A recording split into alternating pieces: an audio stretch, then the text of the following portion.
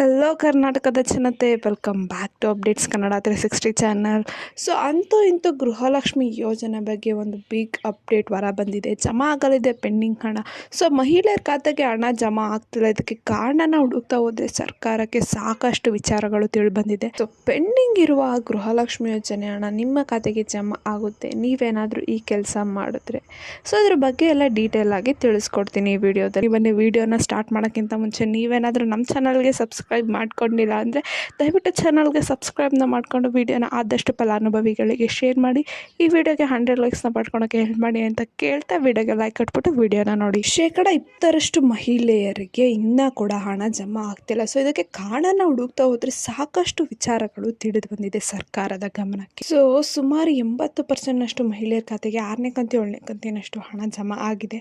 ಆದರೆ ಸುಮಾರು 20% ಮಹಿಳೆಯರ ಖಾತೆಗೆ ಹಣ ಬಂದಿಲ್ಲ. ಈಗಾಗಲೇ 8ನೇ ಕಂತಿನ ಹಣನೂ ಕೂಡ ಹಂತವಾಗಿ ಸರ್ಕಾರದವರು ಬಿಡುಗಡೆ ಮಾಡಿದ್ದಾರೆ. ಸೊ ಆದರೆ ಇನ್ನು ಯಾರ್ಯಾರಿಗೆ ಹಣ ಬಂದಿಲ್ಲ ಅವರು ವರಿ ಮಾಡ್ಕೊಳೋದು ಬೇಡ. ಈ ತಿಂಗಳು ಕೊನೆ ಒಳಗೆ ಬಾಕಿ ಇರುವ ಹಣ ಎಂದು ಬಿಟ್ಟು ಮಹಿಳಾ ಮತ್ತು ಮಕ್ಕಳ ಕಲ್ಯಾಣ ಇಲಾಖೆ ಸಚಿವೆ ಹೆಬ್ಬಾಳ್ಕರ್ ಅವರು ಒಂದು ಸ್ಪಷ್ಟನೆನ ನೀಡಿದ್ದಾರೆ. ಹಣ ಬರಲಿಲ್ಲ ಅಂದ್ರೆ ಏನ್ ಕೆಲಸ ಮಾಡಬೇಕು ಅಂದ್ಬಿಟ್ಟು ಸಚಿವರು ತಿಳಿಸಿದ್ದಾರೆ. ಸೊ ಗೃಹಲಕ್ಷ್ಮಿ ಯೋಜನೆ ಹಣ ಮಹಿಳೆಯರ ಖಾತೆಗೆ ಹಾಕುವ ಪ್ರಕ್ರಿಯೆ ಡಿಜಿಟಲ್ ಪ್ರಕ್ರಿಯೆ ಆಗಿರುತ್ತೆ. ಸೊ ಹಾಗಾಗಿ ಮಹಿಳೆಯರು ತಮ್ಮ ಖಾತೆಗೆ ಅಗತ್ಯ ಇರುವ ಬದಲಾವಣೆಗಳನ್ನ ಮಾಡ್ಕೋಬೇಕು.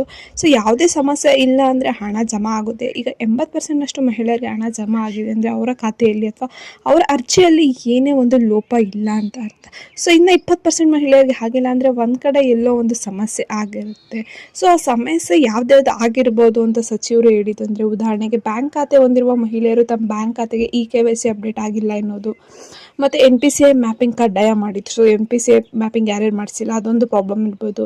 ಇನ್ನು ಆಧಾರ್ ಕಾರ್ಡ್ ಅಪ್ಡೇಟ್ ಆಗಿಲ್ದಿದ್ದು, ಮತ್ತು ಎಲ್ಲ ಕಡೆ ಸೇಮ್ ಇನ್ಫಾರ್ಮೇಷನ್ ಇಲ್ದಲೆ ಮಿಸ್ಮ್ಯಾಚ್ ಆಗಿರ್ಬೋದು ಇನ್ಫಾರ್ಮೇಷನ್. ಸೊ ಇಷ್ಟು ಕಾರಣಗಳಿಂದ ನಿಮಗೆ ಹಣ ಬರ್ತಿರಲ್ಲ ಅಂದ್ಬಿಟ್ಟು ಸ್ವತಃ ಲಕ್ಷ್ಮಿ ಹೆಬ್ಬಾಳ್ಕರ್ ಅವರೇ ತಿಳಿಸಿದ್ದಾರೆ. ಸೊ ಇಷ್ಟು ಚೇಂಜಸ್ನ ಮಾಡಿಸ್ಕೊಂಡ್ರೆ ನಿಮಗೂ ಕೂಡ ಹಣ ಬರುತ್ತೆ ಅಂದ್ಬಿಟ್ಟು ಅವರೇನೆ ತಿಳಿಸಿದ್ದಾರೆ. ಇಷ್ಟೆಲ್ಲ ಚೇಂಜಸ್ನ ಮಾಡಿಸ್ಕೊಂಡ್ರ ನಂತರನೂ ಕೂಡ ನಿಮ್ಮ ಖಾತೆಗೆ ಹಣ ಬಂದಿಲ್ಲ ಅಂದರೆ ನಿಮ್ಮ ಅರ್ಜಿ ಸಮಸ್ಯೆ ಇರ್ಬೋದು. ಸೊ ಸರ್ಕಾರ ಹೊಸದಾಗಿ ಅರ್ಜಿ ಸಲ್ಲಿಸಲು ಕೂಡ ಅವಕಾಶನ ಮಾಡಿಕೊಟ್ಟಿದೆ. ಹಾಗಾಗಿ ನಿಮ್ಮ ಖಾತೆಯಲ್ಲಿ ಸಮಸ್ಯೆ ಇದ್ದರೆ ಅದನ್ನು ತಿಳಿದುಕೊಳ್ಳುವ ಸಲುವಾಗಿ ನೀವು ಸೇವಾ ಕೇಂದ್ರಕ್ಕೆ ಹೋಗ್ಬಿಟ್ಟು ರೇಷನ್ ಕಾರ್ಡ್, ಬ್ಯಾಂಕ್ ಖಾತೆ ವಿವರ ಮೊದಲಾದ ದಾಖಲೆಗಳನ್ನ ತೋರಿಸಿದ್ರೆ ನಿಮಗೆ ಏನು ಸಮಸ್ಯೆ ಇದೆ ಅಂತ ತಿಳ್ಕೊಂತಾರೆ. ಆಧಾರ್ ಕಾರ್ಡ್ ಸಮಸ್ಯೆ ಇದೆಯಾ ಅಥವಾ ರೇಷನ್ ಕಾರ್ಡ್ ಸಮಸ್ಯೆ ಇದೆಯಾ ಅಂದ್ಬಿಟ್ಟು ತಿಳಿಸ್ಕೊಡ್ತಾರೆ. ಸೊ ಪೆಂಡಿಂಗ್ ಹಣ ಎಲ್ಲ ರಿಲೀಸ್ ಆಗಿದೆ. ಸೊ ನಿಮಗೂ ಕೂಡ 8ನೇ ಕಂತಿನ ಹಣ ಅಥವಾ ಪೆಂಡಿಂಗ್ ಹಣ ರಿಲೀಸ್ ಆಗಿದೆಯಾ ಅಂತ ತಿಳ್ಕೊಬೇಕಂದ್ರೆ ನೀವು ಮನೆಯಲ್ಲೇ ಕುತ್ಕೊಂಡು ಚೆಕ್ ಮಾಡ್ಕೋಬಹುದು. DBT ಕರ್ನಾಟಕ ಅನ್ನೋ ಮೊಬೈಲ್ ಅಪ್ಲಿಕೇಶನ್ ನೀವು ನಿಮ್ಮ ಮೊಬೈಲಲ್ಲಿ ಡೌನ್ಲೋಡ್ ಮಾಡ್ಕೊಂಡು ನಂತರ ನಿಮಗೆ ಮಾಡಬೇಕಾಗಿದ್ದು ಇಷ್ಟೇನೆ. ಅಲ್ಲೊಂದು ನಿಮ್ಮ ಆಧಾರ್ ಕಾರ್ಡು ಮತ್ತು NPN ಕ್ರಿಯೇಟ್ ಮಾಡಿಕೊಂಡು ನೀವು ನಿಮ್ಮ ಹಣನ ಚೆಕ್ ಮಾಡ್ಕೋಬಹುದು. ಅಲ್ಲಿ ಸ್ಟೇಟಸ್ ಅಂತ ಒಂದು ಆಪ್ಷನ್ ಕಾಣಿಸುತ್ತೆ. ಅಲ್ಲಿ ನೀವು ಅನ್ನಭಾಗ್ಯದಾಗಲಿ ಗೃಹಲಕ್ಷ್ಮಿ ಯೋಜನೆದಾಗಲಿ ಹಣ ಬಂದಿತ್ತಂದರೆ ನಿಮಗೆ ಅಲ್ಲಿ ತೋರಿಸುತ್ತೆ. ಸೊ ಈ ಮಾಹಿತಿ ನಿಮಗೆ ಇಷ್ಟ ಆಯ್ತು ಅನ್ಕೊಂತೀನಿ. ಇಷ್ಟ ಆದರೆ ದಯವಿಟ್ಟು ಚಾನಲ್ಗೆ ಸಬ್ಸ್ಕ್ರೈಬ್ನ ಮಾಡ್ಕೊಂಡು ವಿಡಿಯೋನ ಆದಷ್ಟು ಫಲಾನುಭವಿಗಳಿಗೆ ಶೇರ್ ಮಾಡಿ. ಸೊ ಏನೇ ಪ್ರಾಬ್ಲಮ್ ಇತ್ತಂದರೆ ಕಮೆಂಟ್ನ ಹಾಕಿ. ಧನ್ಯವಾದಗಳು.